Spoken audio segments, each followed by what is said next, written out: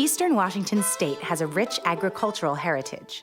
While famous for the quality of its apples and sweet onions, Washington is also a major grower of wheat and hops. But increasingly, the world is taking notice of the quality of its fine wines. Washington's wine industry has gone through a tremendously rapid evolution. And the reasons were we finally realized what we have here, our physical conditions, the soil, the geography, the climate, the position on the globe, are really the things that combine to let us know we can make wine here in Washington. There are striking differences between the eastern and the western sides of the state.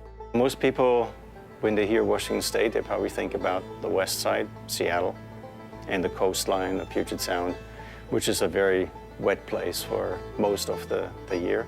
But then right on the west coast is the Cascade Mountain Range that runs north-south, and that basically blocks almost all the rains going east. The eastern 3/4 of the state of Washington State is actually, it's a semi-desert. And this desert actually starts in Mexico. It's called the Sonoran Desert. This is just the last little fingernail of it right here. It's very dry, very warm, very unlike the heavily wooded areas you'd find over on our coasts. The challenges in growing grapes here are different than many regions around the world. Unlike Napa, there is no risk from phylloxera and relatively low disease pressure on the vine. The major issues for the industry are winter freeze, spring and fall frosts, and the lack of precipitation. Water rights for irrigation are difficult to acquire. It gets on average about 7 inches of rain a year. And that is actually one of the unique advantages that Washington State has, because we can give water to the plant when it needs it. You add to that weak soils that have low fertility, lots of sunshine, lots of heat, and we're able to ripen a wide range of classic European grape types. Varieties in Washington range from common to experimental. While the state made its reputation on Cabernet Sauvignon and Merlot, attention is turning towards Syrah and other Rhone varieties.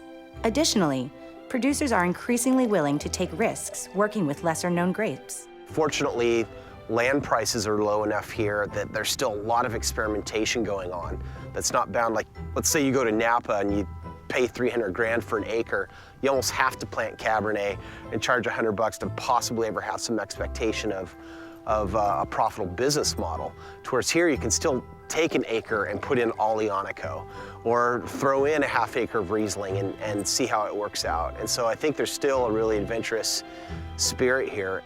Accompanying the state's red varieties, Riesling, Chardonnay, Pinot Gris, and Sauvignon Blanc are widely produced. The region's rock and soil profile is unique, the result of past volcanic activity and the Missoula floods. The Missoula floods, as these floods are known, are the largest documented catastrophic floods in Earth history. A vast lake stretching across parts of present-day Washington, Oregon, Idaho, and Montana had formed behind a series of glaciers at the end of the last ice age. So when it broke through, it swept away the glacier, and it would have carried icebergs embedded in it, the size of large buildings. And this whole mass came roaring down across eastern Washington. And then it all had to fit through a narrow gap called Walla Gap. At one point, the water moving through Walla Gap would have been approximately 2 or 3 miles wide, 900 feet deep, and moving at about 45 miles an hour for about a week or so. And that's a volume of water equivalent to 10 times the combined flow of all the world's rivers. When the floodwaters came down, they would have been full of sediment, basalt-derived sediment, granite-derived sediment that was just being swirled around and ground into a fine powder and sand. The topography of eastern Washington is littered with rocks and boulders brought by the floods, adding geologic diversity to its volcanic past. This is a really great outcrop because it shows the two fundamental components of most Columbia Basin vineyards. One is the basalt bedrock, which is this really hard lava material that was erupted like 15 million years ago and formed this solid, dense rock we call basalt that's really rich in iron and magnesium. And then overlying it is this really soft material that was blown in here by strong winds after the Missoula floods. And the silt has actually a chemistry that's quite a bit different from the chemistry of the underlying basalt because it has a healthy component of granite derived from far to the north and carried in here by the glacier floods. When European settlers arrived in the region, they planted grapes in eastern Washington's volcanic, loess, and alluvial soils. Wine grapes were in the ground before Washington achieved statehood, but the state's wine industry did not really begin to take shape until the 1970s. A lot of the early history of Washington's grape industry, wine industry, was built on juice grapes, Concords. The industry got serious when Professor Walter Clore started scratching around eastern Washington to find the ideal places for vinifera wine grapes. Chateau Ste. Michelle's 1972 vintage Riesling beat all the other competition from Australia, California, and Germany in a classic taste-off by the Los Angeles Times. So people immediately thought, well, Washington's north, so it's got to grow Riesling. Well, the truth is, as we started playing with Chardonnay and Cabernet and Merlot, we realized that by picking and choosing that right spot, we could come up with expression and character. This dry eastern half of Washington state, where our grapes grow, is now defined by an overall appellation. We call it the Columbia Valley. The Columbia River drains the entire appellation, so that gave its name to this viticultural district. The total acreage for this is huge, but what we've been able to do is identify specific subregions, sub-appellations within the Columbia Valley that give us unique character. Yakima Valley is the oldest of these appellations.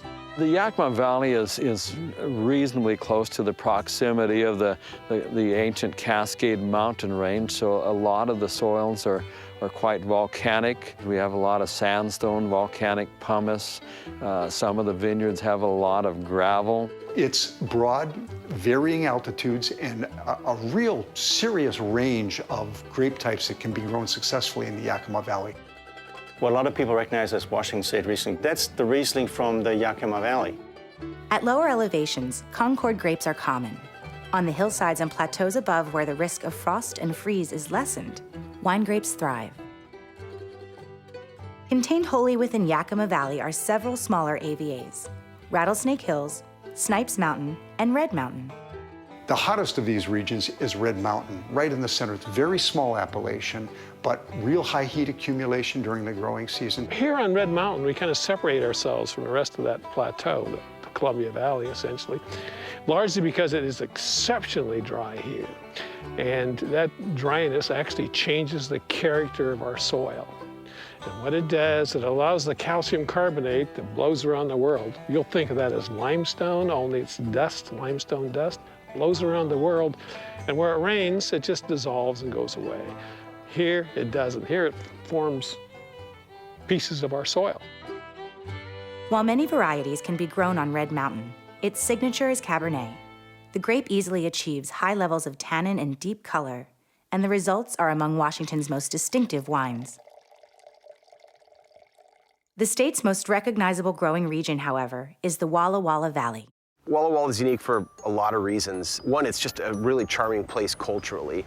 Walla Walla was like the center of the Northwest for about 10 or 15 years before Seattle and Portland really got established as port cities. We're a little bit higher rainfall because of the Blue Mountains. And so it's a little greener, a little lusher. So it's just not that really harsh sagebrush, arid desert climate that you see in so much of eastern Washington, but yet we've still got those really dry growing season. Walla Walla is this unique goulash of soil types and altitude ranges, and we're looking at some very specific character for Merlot, for Syrah, and Cabernet Sauvignon. Walla Walla has a number of individual subregions, including the rocks across the Oregon border and the wetter eastern areas near the Blue Mountains. Additionally, many Walla Walla producers source grapes from vineyards throughout Washington, including Yakima Valley, Red Mountain, and the Horse Heaven Hills. The Horse Heaven Hills, where you have reds that focus on these wonderfully long, elegant tannins. The Cabernet and the Merlot, to me, are the real stars from that area. They emerge with finesse and elegance and length. From humble beginnings, Washington has emerged in the recent decades as one of the United States' leading producers of fine wine.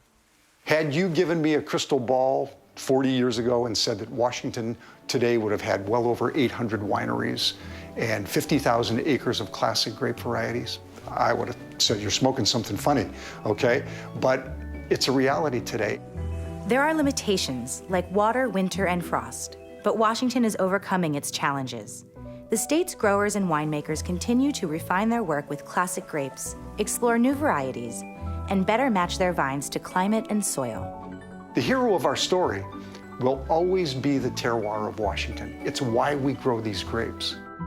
I don't see a limit on where we can go with this. There are literally hundreds of thousands of acres that can be planted and produce classically styled, Washington character, high-quality wine. The Guild of Sommeliers is a nonprofit membership organization for wine professionals. To join our online community, visit us on the web at guildsom.com.